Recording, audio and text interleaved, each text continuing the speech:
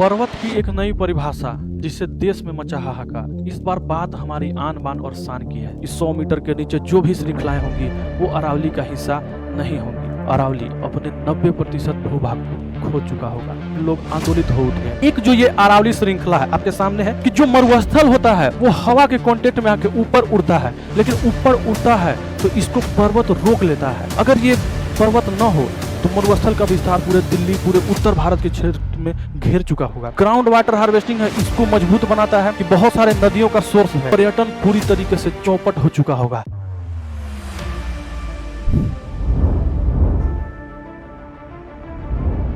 पर्वत की एक नई परिभाषा जिससे देश में मचा हाहाकार। सड़कें भर उठी योद्धाओं से, मयान छोड़ चुका तलवार। जी हाँ, तलवारें निकल चुकी है और निकले भी क्यों ना। इस बार बात हमारी आन बान और शान की है। इस बार बात उस महान धरोहर को मिटाने की है जिसने वर्षों से निस्वार्थ हमारी सेवा की। ये शब्द एक दर्द को बयां करते हैं। वो दर्द एक फैसले के बाद झलका। फैसला था अरावली की परिभाषा में बदलाव। नमस्कार, मेरा नाम अक्षय है। आरआर कैंपस में आपका स्वागत है। प्रस्तुत है आपके सामने एक चर्चा, एक मुद्दा जिस पर विशेष गहन अध्ययन के लिए। ये अध्ययन अरावली की है। अरावली वो जो हमारी धरोहर है, राजस्थान की ही नहीं पूरे देश की धरोहर है। इस मुद्दे पर गर्मा गर्मी तब शुरू हो गई जब सुप्रीम कोर्ट ने एक परिभाषा को स्वीकार कर लिया। परिभाषा वो कि अरावली की जो श्रृंखलाएं 100 मीटर के नीचे हैं वो अरावली का हिस्सा नहीं मानी जाएंगी। फिर क्या, फिर लोग आंदोलित हो उठे। आंदोलन जायज भी था। इस आंदोलन में घी डालने का काम किया एक रिपोर्ट जो तेजी से वायरल हुआ। रिपोर्ट था कि अरावली की लगभग 90% भूभाग इस बेंचमार्क को क्रॉस नहीं करती हैं। इसका मतलब क्या? अर्थात अरावली अपने 90% भूभाग को खो चुका होगा। फिर क्या, फिर लोग सड़कों पर उतर आए। सरकार भी सामने आए, मंत्रालय के प्रतिक्रिया भी आए, प्रतिक्रिया में स्पष्टीकरण भी आया, लेकिन मुद्दा अभी भी पूरी तरीके से स्पष्ट नहीं हुआ क्योंकि ये मुद्दा का प्रतिक्रिया आने में देर हो चुकी थी। तो इस चीज को समझने की आवश्यकता है कि आखिर क्यों सुप्रीम कोर्ट को नई परिभाषा की जरूरत क्यों पड़ी। एक कमेटी है सीईसी। सीईसी ने सुप्रीम कोर्ट को एक सुझाव दिया कि अरावली के आसपास के क्षेत्र में हम ग्रीन बेल्ट का परियोजना लगाते हैं। ग्रीन बेल्ट ताकि अरावली और ज़्यादा खूबसूरत लग सके और उसके चारों तरफ ग्रीनरी अर्थात पेड़ पौधे लगाए जा सके। लेकिन जब इसको लागू करने गए तो विभिन्न राज्य, विभिन्न मंत्रालय अलग अलग परिभाषा दिए। इससे एक जटिलता सामने आई परिभाषा को लेकर। अरावली कौन, हम किसे मानेंगे अरावली को? फिर एक कमेटी बनाया गया। कमेटी में थे पर्यावरण मंत्री और फॉरेस्ट सर्वे ऑफ इंडिया, भारतीय भू वैज्ञानिक संरक्षण केंद्र और जो संबंधित राज्य हैं उनके वन मंत्रालय और सीईसी के जो अन्य सदस्य हुए। कमेटी का फैसला आया। फैसला था वही जो आपके सामने है कि 100 मीटर के नीचे जो भी श्रृंखलाएं होंगी वो अरावली का हिस्सा नहीं होंगी। फिर क्या, फिर सुप्रीम कोर्ट ने इसे स्वीकार कर लिया। परिणाम आपके सामने। बहुत सारे लोगों को ये लग रहा होगा कि सर क्या दिक्कत है, नई परिभाषा ही तो है, इसमें दिक्कत क्या है? दिक्कत दो है। पहला कि एक जो बताया गया कि आसपास के भूभाग से 100 मीटर, ये आसपास के भूभाग का डिफिनेशन नहीं दिया गया कि आसपास के भूभाग को आप क्या मानेंगे, कौन से भूभाग आसपास के होंगे। जो अदर जो मिनिस्ट्री या जो भी लोग होते हैं वो समुद्र तल से किसी की ऊंचाई नापते हैं, तो ये तो समुद्र तल नहीं है। आसपास के भूभाग होंगे क्या? फर्स्ट। सेकेंड थिंग क्या था, दूसरा में ये बताया गया कि जो भी बेंचमार्क को क्रॉस नहीं कर रहे हैं 100 मीटर के, उन भूभाग में सतत खनन हो सकते हैं, सतत खनन। लेकिन सतत खनन का कोई बेंचमार्क नहीं दिया गया। फिर क्या होना था, फिर लोगों के मन में ये डर जो बैठा हुआ था पहले से वो और तेजी से वायरल हुआ। और वो डर था कि इसमें जो माफिया लोग होंगे, जो खनन माफिया होंगे, उनका दबाव बढ़ सकता है। पैसे दे करके या जिस भी तरीके से वो अपने काम को निकाल सकते हैं। अब आपको लग रहा है इतनी चर्चाएं क्यों अरावली पर, क्या है इस अरावली में ऐसा?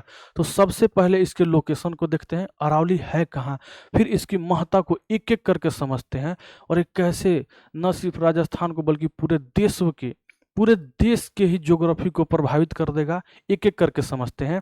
सबसे पहले देखिए अरावली है कहाँ।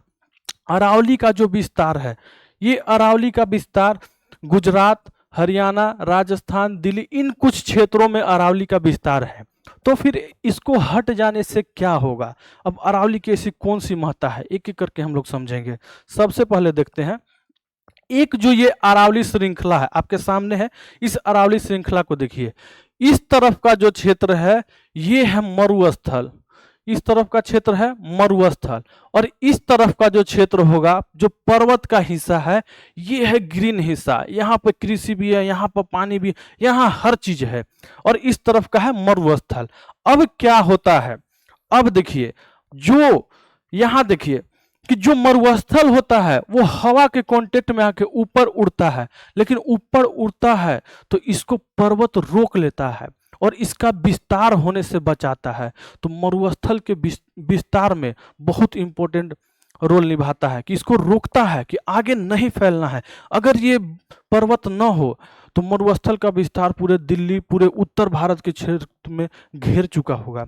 दूसरा ये यहाँ देखिए, ये जो क्षेत्र है अरावली की, यहाँ पर जो वर्षा है अधिक है, अधिक वर्षा होने के कारण यहाँ कृषि बेहतर है।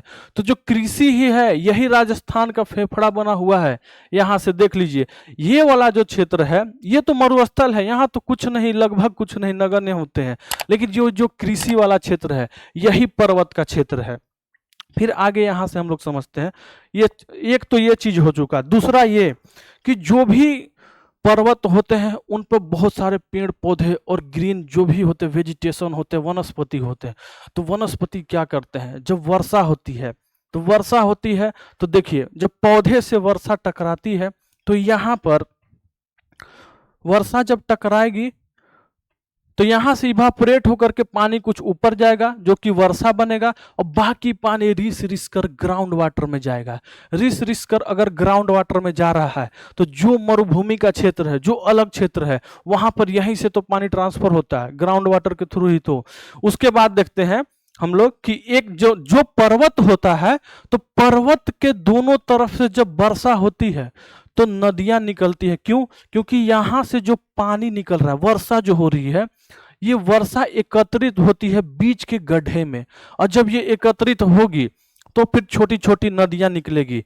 यहाँ भी नदियां हैं। कौन नदियां? साबरमती, बनास, लूनी, बहुत सारी नदियां हैं। तो एक ये कि ये जो ग्राउंड वाटर हार्वेस्टिंग है इसको मजबूत बनाता है। दूसरा ये कि बहुत सारे नदियों का सोर्स है। तीसरा क्या, ये तो हो गया यहाँ की बात। अब यहाँ का पर्यटन देख लीजिए कि जब यहाँ पे खनन शुरू हो चुका होगा तो फिर क्या होगा, तो पर्यटन पूरी तरीके से चौपट हो चुका होगा। ये नज़ारा आपके सामने है, ये था पहले की नज़ारा, ये बाद की नज़ारा है कि जब यहाँ पर खनन शुरू होता है तो पूरा वहाँ का जो वनस्पति, वहाँ के वन्य जीव, सभी लोग डिस्टर्ब हो जाते हैं। यही नहीं, आप आए दिन दिल्ली में पॉल्यूशन की न्यूज सुनते रहते हैं। दिल्ली में ऐसी ऐसी घटनाएं, ऐसे ऐसे आंदोलन हो रहे हैं पॉल्यूशन को लेकर के, हर लोग इससे वाकिफ है।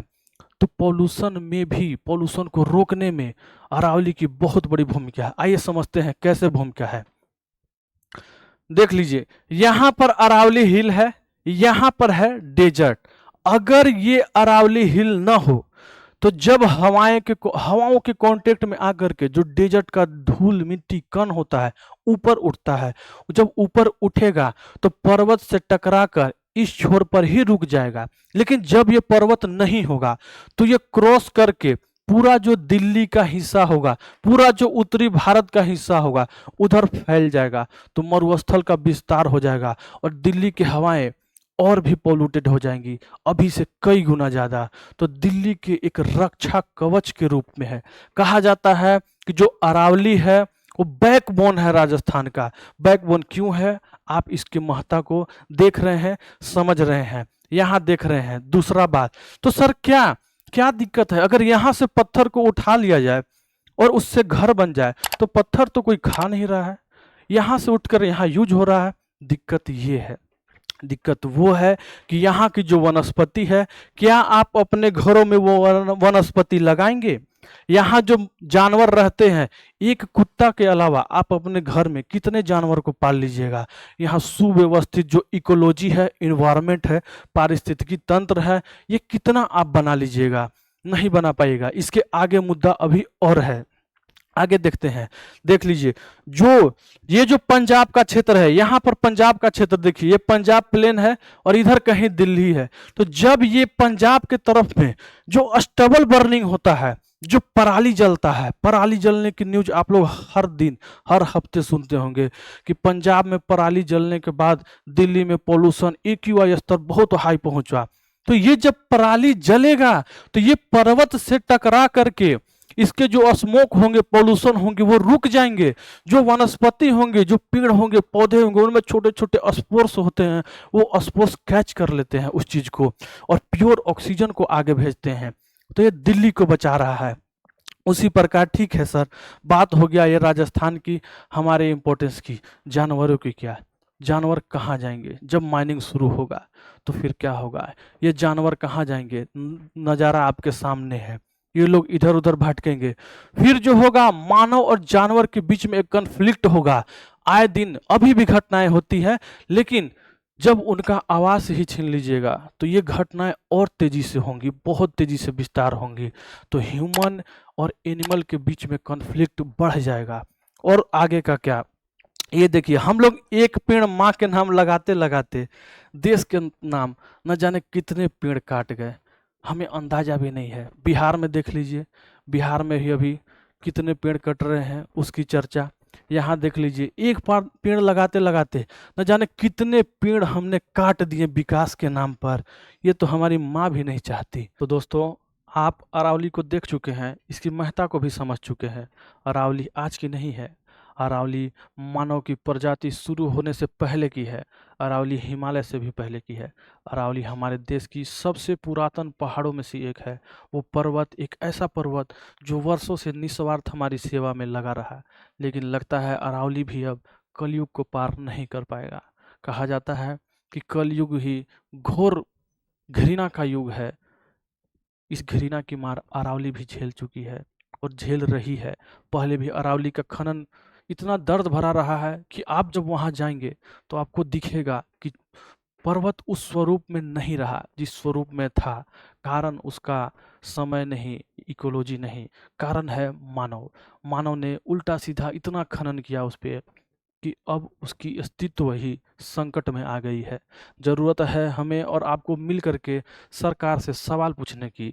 सवाल का जवाब आया भी है, लेकिन प्रतिक्रिया अभी स्पष्ट नहीं है। हमें अभी और अधिक जोर से अपने आवाज़ को उठाने की ज़रूरत है। और उठाएं भी क्यों ना, आप उस भारत के हैं जिस भारत में एक पेड़ को बचाने के लिए कई लोगों ने जान दे दिया। चिपकू आंदोलन का नाम आप सुने होंगे। यहाँ तो हजारों पेड़ कट रहे हैं, यहाँ तो हमारी पर्वत, हमारी माता, हमारी नदियों को चोट पहुँच रहा है। तो ज़रूरत है आप सब मिलकर रहें, सुरक्षित रहें, अपनी आवाज़ को बुलंद करते रहेंगे। मिलेंगे दोबारा नेक्स्ट वीडियो में। थैंक यू, धन्यवाद।